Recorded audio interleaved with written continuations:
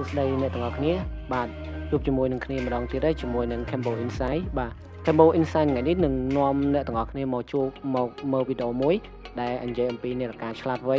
សម្រាប់ឆ្នាំ2020និង2021នេះអញ្ចឹងអ្នកទាំងអស់ដឹងហើយអ្នកទាំងអស់គ្នាដឹងហើយថាសម័យឥឡូវគឺគេប្រើពាក្យច្រើនគឺនាឡិកាឆ្លាតវៃបាទ touch screen អញ្ចឹងអ្នកទាំងអស់គ្នាមកស្គាល់ model មួយមានឈ្មោះថា Sanlepus បាទគឺវាលយមែនតើគឺវាជានាឡិកាឆ្លាតវៃមួយទេអញ្ចឹង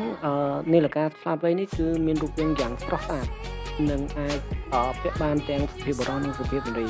ហើយអ្នកទាំងអស់គ្នាអាចរកទិញបាននៅក្នុង website AliExpress ឬក៏ Alibaba និង website មួយចំនួនទៀតដែលនៅក្នុងដែលមកពីប្រទេសចិនបាទវាតម្លៃរបស់វាគឺថ្លៃមែនទែនគឺចន្លោះពី$35រហូតដល់$55ទេប៉ុន្តែបើតម្លៃនៅក្នុងស្រុកយើងវាអាចថ្លៃជាងនេះបាទអរគុណច្រើនជួបគ្នានៅវីដេអូបន្តទៀត